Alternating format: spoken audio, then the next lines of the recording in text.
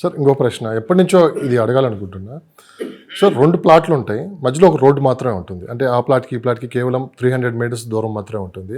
కానీ రేటు విషయం వచ్చాక చాలా వ్యత్యాసం ఉంటుంది. ఎందుకు ఇది అనేది ఎప్పటి నుంచో ఉన్న ఒక డౌట్. ప్రాబ్లమ్ మీరు 2 ప్రాజెక్టులు అనుకుంటున్నారు. 2 ప్రాజెక్టులు, 2 గేటెడ్ కమ్యూనిటీలు కానీ నాన్ గేటెడ్ చాలా.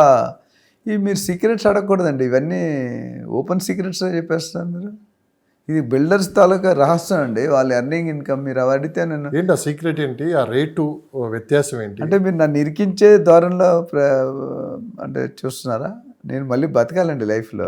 కస్టమర్ వ్యూ పాయింట్లోనే మేము మాట్లాడుతున్నాం. ఇది చాలా మంచి ప్రశ్న లక్ష్మణ్. ఎవరేమనుకున్నా రియాలిటీ మనం రియాలిటీ ఏంటో చూద్దాము. ఫస్ట్ మీరు అడిగిన ప్రశ్నకి ఆన్సర్ చేసే ముందు అసలు ఒక బిల్డర్ ఉంటే ఒక ల్యాండ్ 100 ఎకరాల ల్యాండ్ తీసుకుంటే కాస్ట్ ఎలాగ డివైడ్ అవుతారని చూద్దాం. అసలు రేట్ ఎలాగా, ప్రతి బిజినెస్ కూడా కాస్ట్ ఆఫ్ ప్రొడక్షను, రా మెటీరియల్స్ అంటాం, తర్వాత యాక్సెసరీస్ ఉంటాయి, స్పేర్స్ ఉంటాయి, తర్వాత కన్జ్యూమబుల్స్ ఉంటాయి. అట్లా రకరకాల హెడ్డింగ్లో చేసి లాస్ట్లో 10-20% మార్జిన్ యాడ్ చేసుకుంటాం. ఏ బిజినెస్ అయినా ఫ్రీగా చేయడం పాసిబిలిటీ కాదు, ఫ్రీగా వస్తుంది అనుకోవడం కూడా మన తప్పు. అయితే ఇక్కడ ఈ for example we are taking about DTCP plotting. కొద్ది వ్యత్యాసం ఉండొచ్చు. 40% ఎమ్యూనిటీస్కి ఇవ్వాలి వాళ్ళు, పార్కులు కానీ, రోడ్లు కానీ, వాటర్ కానీ, ఇంకా అలాంటివన్నీ చూసుకుని. సో 60 అంటే ఎకరానికి ఎన్ని గజాలు వస్తాయి? మీకు 4840 గజాలు వస్తాయి. అందులో మనకు సేలుబుల్ ఏరియా 2700, 2650, ఒక 50 గజాలు ఇటు పర్ఫెక్ట్ బిట్ అయితే వస్తుంది. ఇంకా కార్నర్స్ ఎక్కువ ఉంటే కొద్ది తగ్గుతుంది. ఇట్ ఎనీ కాస్ట్ 2600 తగ్గదు, 2800 పెరగదు. ఇది అంటే మనం ఎకరం అనుకుంటే అమ్ముకోగలిగేంత 2700 యావరేజ్ తీసుకుందాం. సో టోటల్ ఫర్ ఎగ్జాంపుల్ ఒక ప్లాట్ కాస్ట్ గజంలో 20,000 అమ్ముతున్నాడు అనుకోండి, 35%-36% ల్యాండ్ కాస్టింగ్ ఉంటుంది. మొత్తం ల్యాండ్ కాస్ట్ ఉండదు. తర్వాత ఒక 15-16% డెవలప్మెంట్ కాస్ట్. డెవలప్మెంట్ అంటే రోడ్స్, డ్రైనేజీ, ఎలక్ట్రిసిటీ, కర్బ్స్ ఇవన్నీ కూడా. ఇంకొక 14-15% మార్కెటింగ్ కాస్ట్ ఉంటుంది. ఇంకొక 10% ఓవర్ హెడ్స్ ఉంటాయి, జనరల్ ఓవర్ హెడ్స్, తర్వాత గవర్నమెంట్ పర్మిషన్స్ ఇవన్నీ కూడా. ఇంకో 10% మీకు ఇంట్రెస్ట్ తెచ్చుకున్న అప్పు మీద వడ్డీ కడతాం మనం. ఇవన్నీ కలుసుకుంటే నేను చెప్పిన 35, 15, 10 ఎంత 50, 60, 70, ఒక లాస్ట్ మిగిలిన 20-25%, 20%, 25% ప్రాఫిట్ ఉంటుంది. ఇప్పుడు మీరు అడిగిన ప్రశ్నకు వస్తాను. మీరు ఏమన్నారంటే నాకు అర్థమైంది, ఒకటే రోడ్డు హైవే 300-400 మీటర్ దూరంలో ఒక ప్రాజెక్ట్, 2 వేరే ప్రాజెక్టులు, వేరే బిల్డర్స్, ఇంచుమించు same immunities, same specifications, same plot sizes, కానీ రేటు రెండింతలు తేడా వస్తుంది. ఒక దగ్గర 20,000 చెప్తే ఒక దగ్గర 35,000, 40,000 చెప్తున్నారు. అసలు ఇది సాధ్యమా అంటున్నారు. డెఫినెట్గా సాధ్యం. తెలుగులో ఒక సామెత ఉంది, చెత్తకోటి దరిద్రాలకి అనంతకోటి ఉపయోగాలని. మన ఇంటెన్షన్ క్లారిటీ ఉండాలి. బిజినెస్ మ్యాన్ ఇప్పుడు ఒక ఇంటర్వ్యూలో ఎవరు అడిగారు రతన్ టాటా గారిని, మీరు ఎప్పుడు ఎందుకంటే టాప్ రిచెస్ట్ పర్సన్స్లో రారు అని. అంటే ఆయన ఏమన్నాడు తెలుసా ఆన్సర్? చాలా నాకు నచ్చిన స్టేట్మెంట్. మిగతా గ్రూపులు ఎవరైతే టాప్ 1, టాప్ 2 అదాని, అంబానీ వీళ్ళందరూ వస్తున్నారో వాళ్ళు బిజినెస్ మ్యాన్, నేను ఇండస్ట్రియలిస్ట్.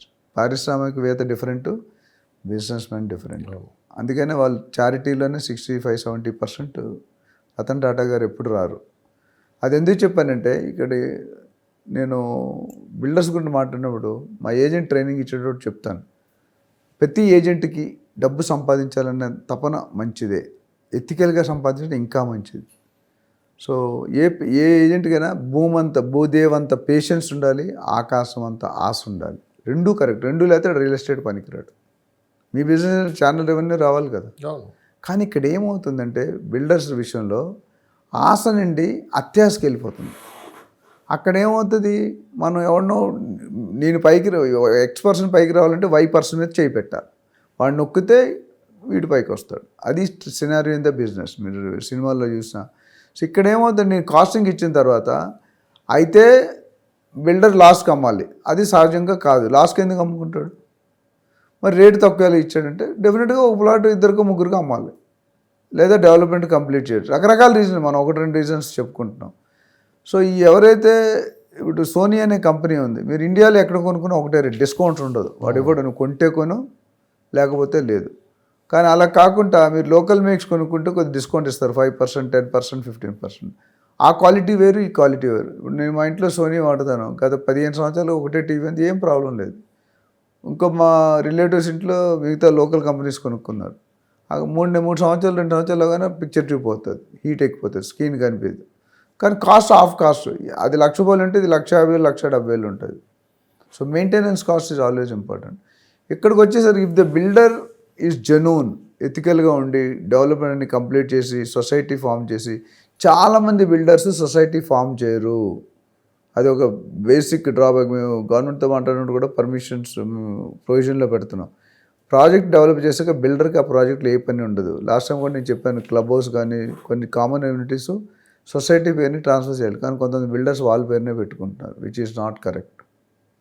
సో ఈ రీజన్స్ ఏంటంటే ఇంకా డెప్త్లో వెళ్ళాలంటే టైం పడుతుంది. జస్ట్ బ్రాడ్ అండర్స్టాండింగ్ ఏంటంటే, ఒకే బిల్డరు ఒక దగ్గర 20,000 ఇంకో దగ్గర 40,000 అంతే. You have to go with a micro lens, microscopic వ్యూలో ఎలా తక్కువ అమ్ముతున్నాడు, ఎలా ఎందుకు అమ్ముతున్నాడు. ఇప్పుడు గత 6 నెలల్లో 1 ఇయర్లో చూసుకుంటే 3-4 స్కామ్లు అయినాయి. సాహితీ, తర్వాత జేబీ బిల్డర్స్ 500 కోట్లు, అది 1800, అంటే చాలా స్కామ్స్ అయినాయి. ఇదే అవుతున్నాయి. సో బిల్డరు 100 చెప్తారండి, మన జాగ్రత్త మనం చూసుకోవాలి కదా. అంతే కదా. అది చూసుకోకుండా కొనేస్తే ఇలా ఇప్పుడు అది ఎందుకు, ఇప్పుడు పక్కనోడు ఇచ్చినప్పుడు వీడు ఎందుకు ఇంత తక్కువ, మాకు ఫస్ట్ డౌట్ రావాలి. ఓకే, ఆడు 40,000 చెప్తే వీడు 38,000 చెప్పాడు, 30,000 పర్లేదు, 5-10% okay. But it cannot verify 50-100% కదా.